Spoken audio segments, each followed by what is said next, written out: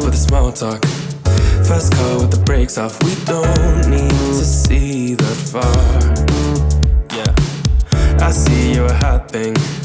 I know I'm an option. It ain't gonna break. 안녕하세요. 오늘의 주제는 팔뚝살입니다. 팔뚝살은 저의 컴플렉스이기도 하고 가장 오래된 큰 관심사이기도 합니다. 하지만 제 채널에 4년째 영상을 올리면서 단 한 번도 팔뚝살에 관련된 컨텐츠를 다룬 적이 없었습니다. 저는 두꺼운 팔뚝을 가지고 태어났어요. 어렸을 때부터 다른 부위에 비해서 비교적 팔뚝이 두꺼운 편이었습니다. 뱃살이 별로 나오지 않았을 때도 팔뚝은 두꺼웠어요. 그 이유는 바로 유전이었습니다. 저희 엄마도 팔뚝이 두꺼운 편이고요. 저의 친언니도 다른 부위에 비해서 팔뚝이 비교적 두꺼운 편입니다. 저도 보시다시피 살이 찔 때는 과장을 살짝 더하면 여기 팔뚝이 얼굴 크기랑 비슷해집니다. 그래서 어릴 때부터 팔뚝살이 커버되는 옷, 팔뚝살 빼는 방법 등 팔뚝과 관련된 정보들을 수도 없이 찾아보고 실행해보고 오랫동안 시행착오를 겪으면서 팔뚝과 관련된 내공이 쌓였지만 제 유튜브에서 단 한 번도 팔뚝을 컨텐츠로 다루지 않았던 이유는 단순합니다. 무의미한 정보라고 생각했기 때문이에요. 정말 다양한 시도를 해봤는데 팔뚝살을 빼는 방법은 없습니다. 정확하게 말하면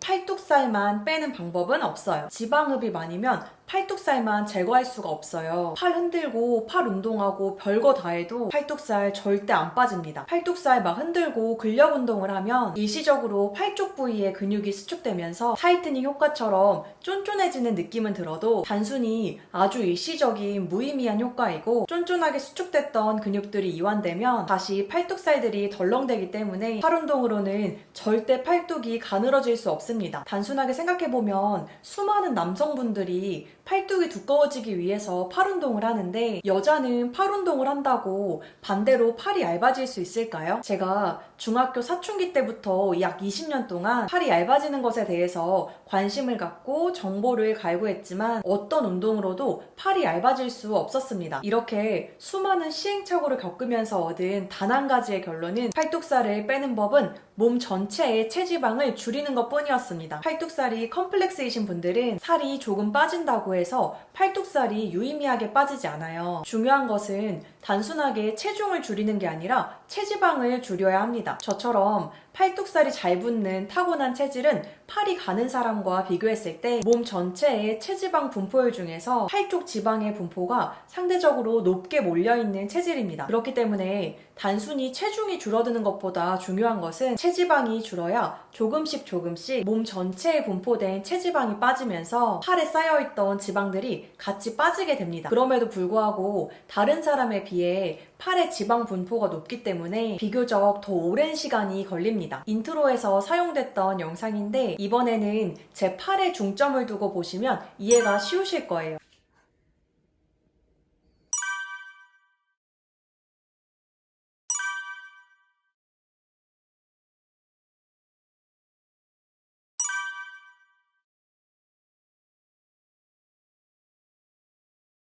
이런 체질을 가지신 분들은 팔뚝살이 마지막에 빠지고 살이 찔 때는 처음으로 찐다고 생각하게 됩니다. 체질상 지방의 분포율이 높은 부위였기 때문에 지방이 다시 붙을 때도 원래 체질대로 많이 분포하게 되기 때문에 그렇게 느끼게 됩니다. 그래서 저는 버릇 중에 하나가 이렇게 팔뚝 안쪽을 약간 꼬집듯이 만지는 버릇이 있는데 저는 제가 여기만 만져도 아 내가 체중이 이 정도 되겠구나 라는 걸 감으로 얼추 비슷하게 알 수 있습니다. 팔뚝살에 국한되어 말씀을 드렸지만 이런 것은 비단 팔뚝살에만 적용되는 것은 아닙니다. 개인의 체질에 따라서 팔다리는 가는데 유독 배만 볼록 나온 체질 또는 옆구리살만 유독 찌는 체질, 허벅지에 지방이 몰리는 체질, 얼굴에 지방이 몰리는 체질 등 제각각 본인이 가지고 있는 체질은 다릅니다. 그렇기 때문에 옆구리에 지방이 몰려있다고 해서 옆구리 운동을 하면 살이 빠질까요? 오히려 옆구리는 운동을 하면 두꺼워질 수도 있는 부위입니다. 이러한 일련의 이유들로 인해서 제가 유튜브 채널을 4년째 운영하면서 팔뚝살 빼는 법을 단 한 번도 컨텐츠로 다루지 않았었습니다. 결론적으로 오늘의 영상에서 드리고 싶은 요점은 본인이 컴플렉스인 부위, 즉